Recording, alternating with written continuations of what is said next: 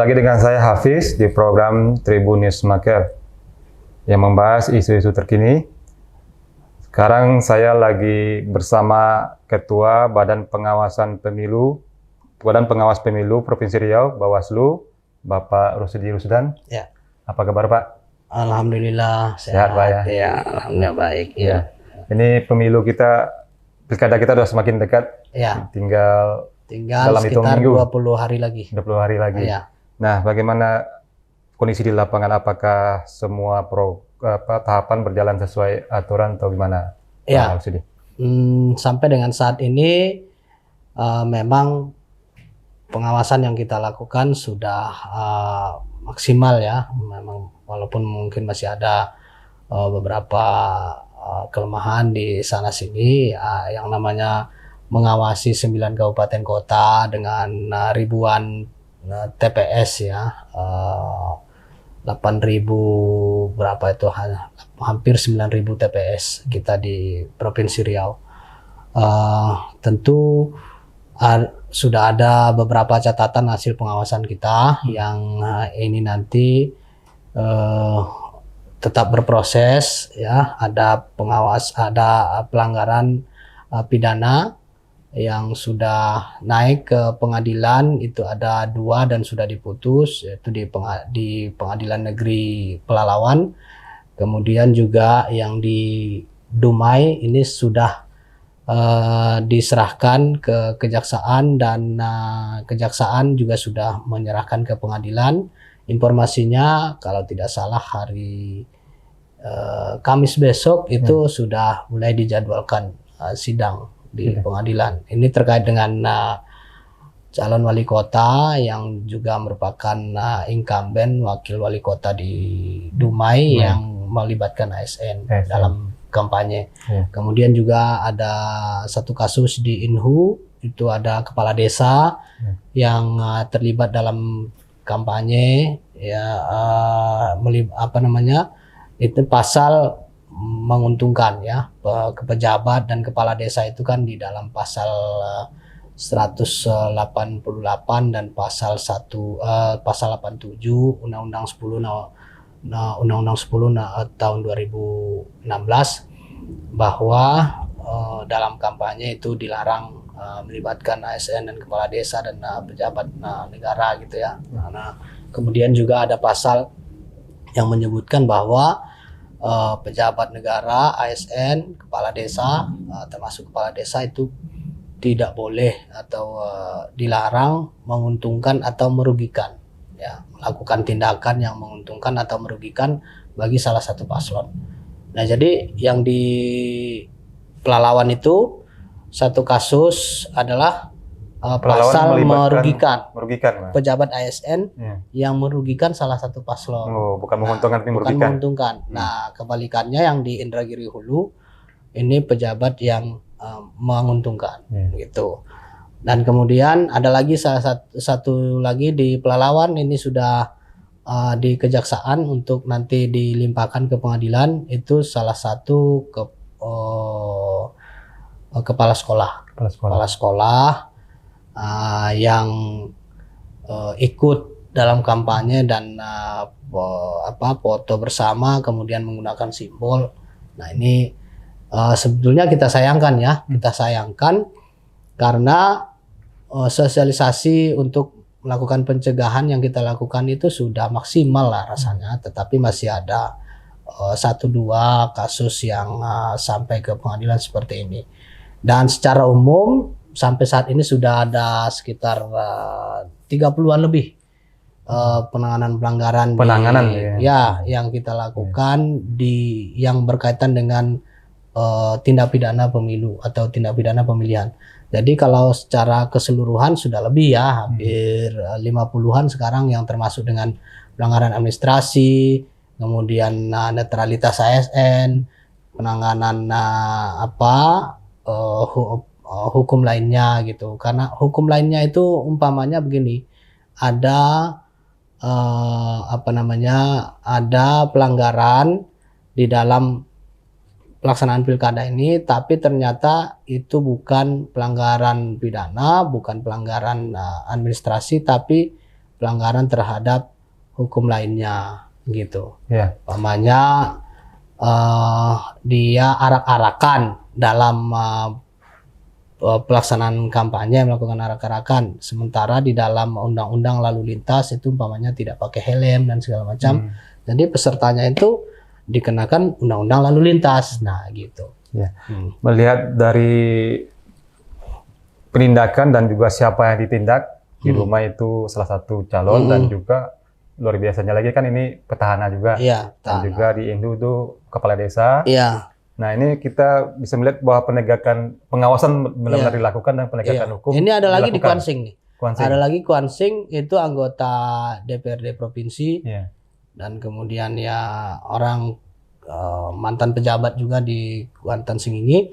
Kemudian salah satunya adalah calon wakil bupati di sana yang sedang kita proses. Sebetulnya banyak proses yang sampai di sentra Gakumdu itu, tapi rata-rata kurang alat bukti atau kurang pembuktiannya di saat kita rapat, ya.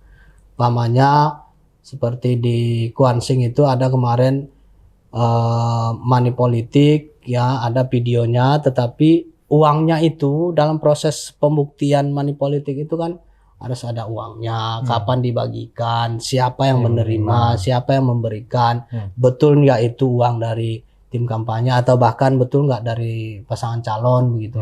Nah, ini kan butuh pembuktiannya, pembuktian yang secara kerangka hukum itu kalau dia tindakan pidana, maka yang akan menjadi calon tersangka itu adalah orang per orang, nggak bisa lembaga begitu atau tim kampanyenya atau tim suksesnya begitu. Siapa yang membagikan ya dialah, karena di dalam pasal money politik itu adalah barang siapa yang menerima, memberi dan menerima gitu. Ya. Jadi si pemberi dan si penerima langsung, bukan kepada tim begitu. Ya, tadi saya mengulang lagi tadi bahwa anggapan pengawasan itu tidak bergigi atau apa itu bisa dimentahkan dengan sudah masuknya ke pengadilan. Ini petahana lagi. Ya, kalau kita sih sudah melaksanakan proses itu, setiap aduan atau setiap laporan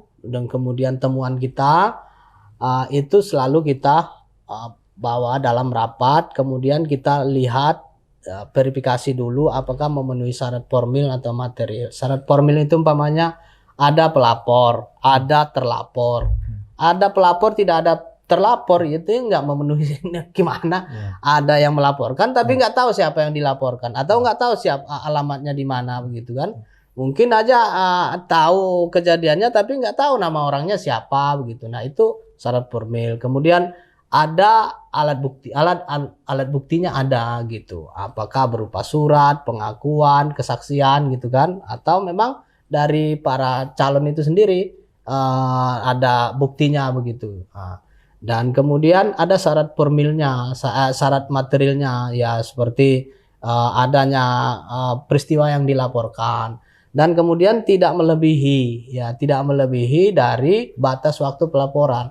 Di dalam undang-undang Pilkada ini tidak semua laporan bisa dilanjutkan karena punya batas, ya.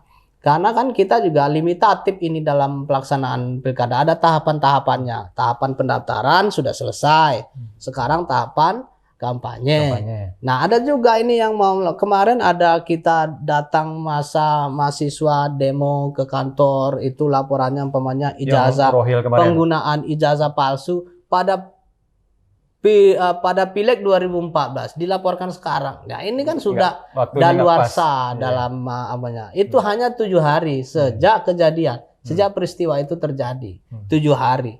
Jadi seperti di Meranti umpamanya kemarin ada kasus pemutasian, ya, di dalam pasal 71 ayat 2 itu kan ada larangan incumbent atau pejabat yang sedang menjabat tidak boleh memutasi atau memindahkan ASN, Iya. kecuali mendapat persetujuan dari Menteri Dalam Negeri. Nah itu SK-nya sudah lama dimutasi dan mutasinya itu tidak murni mutasi waktu itu. Ada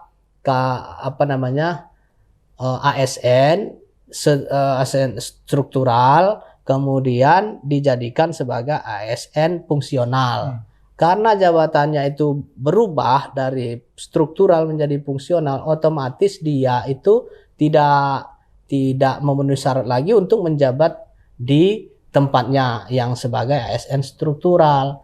Nah, jadi yang dimaksud dengan memutasi itu ya alasan politis ya, mungkin karena isi ASN-nya tidak mendukung calon incumbent, kemudian dipindah ke daerah terpencil dan Itu segala macam. masuk pengawasan dari Bawaslu? Iya, masuk pengawasan kita dalam hal 6 bulan sebelum penetapan dan 6 bulan setelah penetapan. Memakai undang-undang dari undang-undang Kemendagri. pilkada. Pilkada. Iya, diatur di dalam Undang 10 tahun 2016. Iya. Gitu. Ya.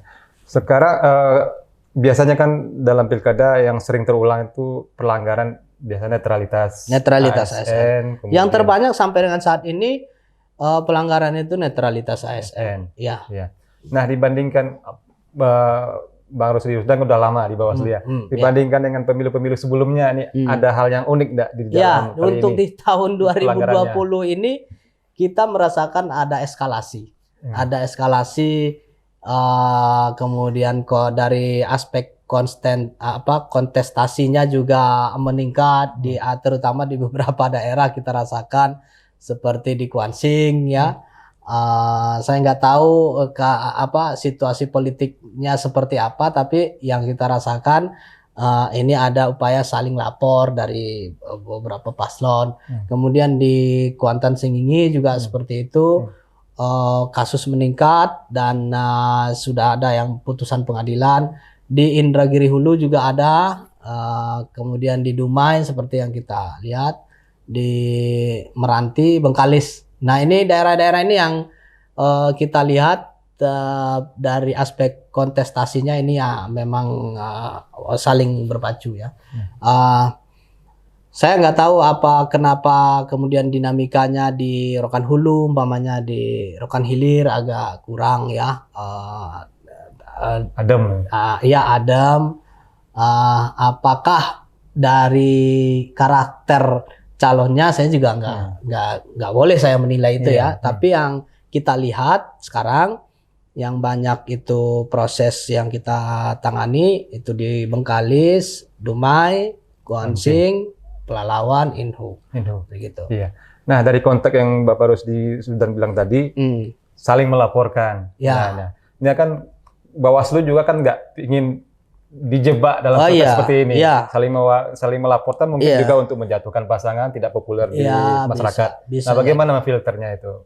Ya, yang memfilternya adalah dengan melihat syarat formil dan material sebuah laporan. Jadi sepanjang kita kan harus memakai kacamata kuda ya. Terserah terlepas dari siapa yang dilaporkan, siapa yang melaporkan, kita nggak mau tahu itu. Yang jelas dia memenuhi syarat nggak sebagai pelapor. Kemudian yang dilaporkan ada nggak kasusnya, jelas nggak orangnya, kan begitu. Kemudian ada alat bukti atau tidak, begitu. Terakhir masih dalam batas pelaporan tidak. Jadi syarat-syarat melapor itu juga kan ada. Yang pertama dia harus punya hak pilih. Kemudian dia punya hak pilih, mempunyai KTP di daerah pemilihan yang bersangkutan. Umpamanya nggak boleh orang Inhu melapor di Pelalawan, nggak boleh. Atau orang luar daerah Riau malah umpamanya dari Jambi, dari Padang atau dari Medan itu melapor di sini nggak boleh. Nah itu syarat melapor. Kemudian terlapor itu juga harus jelas alamatnya di mana, kemudian peristiwanya apa, begitu. Nah, yang banyak ini kan yang menjadi ya semacam dilema juga bagi kita. Seperti begini, ada laporan di Rokan Hilir. Laporannya adalah ya sebetulnya bukan laporan ya, informasi awal ke kita. Karena laporan itu orang datang mengisi formulir laporan, kemudian nonton tangan gitu kan, menyerahkan alat bukti gitu. Tapi yang namanya orang ujuk-ujuk dia WA ke kita, Pak ini gimana? Ada kartu nih, kartu boleh saya sebut aja namanya, yang dilaporkan itu kartu aman. Di situ ada semacam janji akan menerima bantuan tunai langsung atau BLT ya, bantuan langsung tunai. Nanti per bulannya 250 per bulan. Jadi apakah ini sudah masuk money politik? Kita harus lihat dulu itu. Apakah ini masuk dalam program visi misi? Kalau dia masuk dalam program visi misi si calon dan kemudian dalam pelaksanaannya nanti adalah melalui dilaksanakan melalui APBD atau APBN, nah itu boleh-boleh saja. Itu kan sama dengan pendidikan gratis. Pendidikan gratis itu sebetulnya pendidikan itu dibayar, tapi bukan oleh si siswa atau orang tua siswa, tapi oleh negara. Itu kan sama artinya dengan memberikan uang juga sebetulnya pada substansinya. Nah, sama dengan bantuan tunai langsung. Nah, ini artinya mungkin untuk membantu perekonomian orang-orang yang susah atau ekonominya yang tidak mampu, orang-orang tidak mampu. Tapi dalam pelaksanaannya tentu tidak serta-merta orang yang mendapat kartu itu kemudian nanti bisa menerima bantuan. Pasti ada verifikasi, ada pembahasan di DPRD, disahkan, kemudian baru dilaksanakan oleh dinas yang bersangkutan, kan begitu. Nah, kalau itu dibayarkan langsung oleh calon, maka ini masuk kategori money politik. Nah, jadi asumsi kita dengan melihat program itu belum money politik. Tetapi ini juga belum final. Kita harus tanyakan kepada bersangkutan bagaimana nih caranya. Kalau dari caranya itu nanti, ini nanti kami bayar langsung kepada setiap pemilik, setiap yang memegang kartu itu. Nah, itu masuk money politik begitu. Nah, kita lanjut ke depan. Ini kan udah masa pencetakan surat sudah selesai. Cetakan surat suara sudah selesai. Rata-rata kita di Jawa Timur. Distribusi dan jelang ini masa-masa krusial ini kira-kira apa nih yang menjadi titik fokus dari pengawasan? Ya, yang pertama jadwal itu harus sesuai ya. Jadwal ketibaan dari logistik pemilu itu mulai dari kotak suara, alat mencoblosnya, kemudian surat suara ya, bilik suara, tinta segala macam. Nah, ini harus sudah sampai di TPS minimal 1 hari sebelum hari pemungutan suara. Kalau 1 hari sebelum hari pemungutan suara logistik itu belum sampai ke TPS, maka ini pelanggaran. Nah, harus kita catat sebagai pelanggaran dan nanti kita proses. Kemudian juga kita harus memastikan keutuhan dari logistik itu. Namun kita tidak bisa pada hari itu mencek kelengkapannya karena kelengkapan itu besoknya dibuka karena sampai ke KPPS atau TPS yang bersangkutan itu masih tersegel semua ya, masih di dalam bungkus plastik semua, jadi belum bisa. Yang bisa kita lihat, pastikan, namanya tugas pengawasan itu kan memastikan, mencermati barangnya apakah ada yang layak, apakah ada yang rusak atau tidak gitu kan. Ini apakah layak atau tidak. Nah, itu kita lihat secara fisik. Baru kemudian kita buat hasil pengawasan begitu. Nah, ini yang menjadi klasik kan jelang pencoblosan ya kan. Serangan fajar kata orang. Kalau sekarang ada nyampe udah naik lagi serangan duha katanya. Nah, ini gimana nih? Nah, ini kita jam 10 ini mau rapat. Nah, itu dalam rangka salah satunya adalah mengantisipasi peredaran money politik, terutama 7 hari bahkan paling tidak itu 3 hari menjelang hari H atau di masa tenang. Jadi kita dengan Pak Kapolda, dengan organisasi masyarakat ini sudah merencanakan akan ada deklarasi bersama yang didukung oleh Pak Kapolda. Deklarasi ini adalah deklarasi anti money politik. Jadi ini kita bersyukur ada beberapa ormas yang bersedia ya secara sukarela ikut mengawasi pelaksanaan pilkada kita ini. Nah, apakah itu boleh? Banyak orang bertanya gitu kan, ya boleh. Dan bahkan kualitas pilkada kita ini baru pada sampai pada kualitas yang substansi yang sebenarnya adalah ketika masyarakat bukan hanya datang memberikan suara di TPS, tapi ikut mengawasi seluruh tahapan itu. Jadi kalau ada masyarakat yang mau datang kemudian menyumbangkan tenaga, pikiran dan waktunya untuk ikut mengawasi tahapan, terutama mendeklarasikan money politik, anti money politik begitu.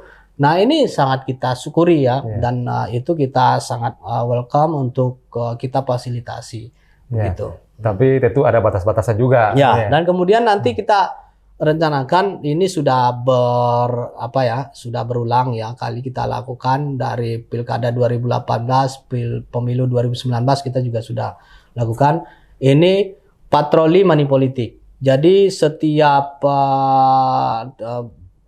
kabupaten kota ini nanti bekerja sama dengan Polres setempat, Polsek dan aparat keamanan untuk melakukan razia bersama. Razia pada malam hari, pada siang hari juga untuk memberantas money politik ini. Biasanya yang ramai itu paginya itu. Ya, iya pada hari H itu juga kita harus kita antisipasi ya. Ini juga menjadi catatan hari H itu merupakan hari yang rawan pembagian uang. Dari pengalaman Pak Rusidi, ada nggak di kita nih ya? Penerima atau pemberi dalam serang fajar itu pemberi uangnya dan penerima uang yang sudah divonis kita. Dulu kalau di masa tenang belum ada, tapi pada masa kampanye sudah ada. Dan sekarang yang kemarin juga termasuk penyalahgunaan bantuan sosial itu kan kategorinya money politik karena membagikan beras bantuan dinas sosial itu kepada masyarakat yang diboncengi dengan atribut calon, salah satu calon. Jadi udah pernah ada itu di hukum. Tapi yang kita sayangkan ya itu pelakunya itu adalah ASN ya, yang bukan ASN, yang pelaku money politik ini dia masyarakat, koordinator dari salah satu program sosial di situ, tidak bisa langsung menyentuh, belum bisa menyentuh ke level yang lebih tinggi pengambil kebijakan, umpamanya aktor intelektualnya siapa begitu. Karena proses penegakan hukum ini masih melihat sampai kepada siapa yang memberikan secara real di lapangan begitu. Nah, belum ini apakah ini sudah settingan dari mereka, kita juga nggak tahu ya. Artinya ada yang pihak-pihak yang dikorbankan dalam rangka untuk melindungi yang pengambil kebijakan atau aktor intelektualnya itu. Gitu. Nah, ini terakhir nih Pak Rusidi. Pak Rusidi ini udah lama ya di Badan Pengawasan Pemilu nih ya Pak Rusidi. Dari 2008 ya. Saya 2008 dari Kampar sudah menjadi pengawas pemilihan gubernur pertama kali pemilihan langsung 2008. Karena pemilihan langsung pemilihan kepala daerah itu kan mulai tahun 2005. Jadi di Riau khususnya yang mulai di pemilihan gubernur saya ikut waktu itu tahun 2008 menjadi anggota, terus tahun 2011 pemilihan kepala daerah di Kampar. Dulu namanya masih Panwaslu, Panwaslu ya, sekarang sudah Bawaslu. Itu menjadi ketua tahun 2011. Cuman dulu periodisasinya masih sesuai dengan tahapan pilkada, jadi rata-rata itu setahun. Enggak 5 tahun. Enggak 5 tahun ya. Ini baru periode pertama untuk Bawaslu kabupaten kota yang 5 tahun itu. Kecuali provinsi ya. Kecuali provinsi ini sudah periode kedua. Jadi 2011 di Kampar ketua, kemudian 2012 saya alhamdulillah lulus menjadi Bawaslu provinsi. Waktu itu masih anggota. Kemudian sejak 2017 yang lalu untuk periode kedua dipercaya menjadi ketua gitu, di Bawaslu provinsi. Berarti ini udah ada apa? Passion atau apa ini yang berubah dari sini? Saya kebetulan yang membawa saya jadi pengawas ini ada teman saya wartawan namanya Aprizal Iya. di Kampar. Jadi dialah dulu yang mengajak saya. Pas pendaftaran hari terakhir itu untuk seleksi Panwas pemilihan gubernur itu. Kami langsung ke Pekanbaru, waktu itu seleksinya untuk Panwas provinsinya masih oleh DPRD karena undang-undangnya masih Undang-Undang 32 tahun 2004. Jadi dipilih oleh DPRD, kemudian yang provinsi lah yang menyeleksi kabupaten. Panwas provinsi. Dulu namanya Panwasli. Panwas ya. Panwasli. Jadi itu yang Panwasli ya. Ya, kabupaten. Jadi kami diseleksi oleh Panwasli provinsi pada hari itu hari terakhir. Dan waktu itu ya peminatnya kebetulan orang masih jarang mengetahui ada Panwasli ini kan. Jadi dari 3 orang yang dibutuhkan, yang mendaftar hanya 6 orang. Jadi 1 lawan 1 lah gitu kursinya gitu. Iya. Nah setelah 2011 itu baru agak meningkat. Nah sekarang kan sudah sama persaingannya dengan KPU itu, malah ada di beberapa daerah lebih banyak persaingan untuk jadi Bawaslu-nya ya. Iya. Gitu. Sebagai pengawas itu kan artinya sosok yang galak gitu ya. Tapi sisi lain kan orang menggalakin juga ada juga. Ada yang pengalaman seperti itu ya selama beberapa tahun itu, risiko itu. Ya pengalaman saya dibuntutin orang udah pernah juga. Ada orang pakai motor, pakai jaket hitam, pakai helm hitam gitu kan. Itu mengawasi sampai ke depan rumah. Itu mungkin semacam perang psikologis teror gitu. Itu pernah gitu ya. Iya. Kemudian juga pada saat itu pengawasan di Pilkada Kampar. Dulu. Iya, saya pernah. Tapi untuk di sejak menjadi Bawaslu provinsi, alhamdulillah sampai dengan saat ini ya belum ada. Ya paling mungkin ada ormas begitu kan yang datang kemudian dengan mengajak kita dialog dengan suasana panas waktu itu. Saya ingat waktu kita memanggil beberapa kepala dinas waktu itu yang terlibat ikut dalam acara sebuah partai politik gitu. Nah, organisasi saya partai ini nggak terima. Jadi dalam rangka mendukung dengan alasan ini kan hak warga negara gitu Kak. Partai politik juga boleh meminta pertanggungjawaban dari kepala dinas sejauh mana, apalagi gubernurnya atau kepala daerahnya itu adalah dari partai kami umpamanya, seperti itu penyampaiannya. Tapi dengan ancaman ini menyebabkan pertumpahan darah dan segala macam. Ya alhamdulillah bisa kita sampaikan prosesnya sebetulnya. Jadi orang banyak yang tidak tahu bahwa proses di Bawaslu itu penuh dengan humanis, kemudian juga transparan, dan itu tidak serta merta begitu. Kita ada proses klarifikasi, jadi tidak menghukum orang yang tidak bersalah. Ya kita memegang prinsip hukum ya, lebih baik kita melepaskan 1000 orang bersalah daripada menghukum 1 orang yang tidak bersalah. Begitu. Ya, saya menanyakan itu karena yang namanya pilkada kan itu diikuti orang-orang yang berkuasa, yang punya duit dan juga gitu. Nah, tekanan-tekanan ya, bertanya sambil marah-marah juga ada ya begitu. Ini hak Bawaslu segala macam kan. Apalagi pada kemarin kita memproses 11 kepala daerah yang menyatakan dukungan kepada salah satu kontestan di Pilpres itu. Nah, itu juga suasana tekanannya tinggi, kita rasakan ya. Tapi ya itu resiko sebagai pejabat pengawas pemilu harus menganggap itu semua sebuah konsekuensi dari jabatan gitu. Terakhir nih Pak Rusidi, kalau lihat dari karirnya kan naik terus nih dari kabupaten provinsi. Nah, ini apakah akan lanjut ke pusat yang nasional ya Pak Rusidi? Iya, kita harapan itu harus ada sebagai manusia gitu kan, nggak boleh kita nggak punya cita-cita dan harapan. Kita lihat nantilah. Ya kan, yang jelas prosedurnya kita lalui. Kalau sudah selesai di satu babak ya pekerjaan ini ya apa salahnya kita peningkatan kualitas diri juga ya kita coba. Ya tergantung doa kita semua lah. Ya, kami doakan Pak Rusdi. Oke. Iya. Yang saya suka kita selalu harus punya Ya, harapan. ya. Oke, Pak Rusdi, terima Oke, kasih baik. banyak atas bincang-bincangnya. Iya, iya. Banyak sekali informasinya dan kami doakan nanti Pak Rusdi melesat sampai ke Iya, pusat. amin. Oke, Tribuners, itulah bincang-bincang kita dengan Bapak Rusdi Rusdan, Ketua Badan Pengawas Pemilu Provinsi Riau, Bawaslu, yang saat ini lagi sibuk-sibuk mengawasi pilkada di 9 kabupaten kota yang akan digelar 9 Desember 2020 nanti. Demikian, jumpa lagi dengan saya dalam program Tribun Newsmaker berikutnya. Sampai jumpa. Ragam informasi terkini kami hadirkan tiada henti. Simak tribunpekanbaru.com.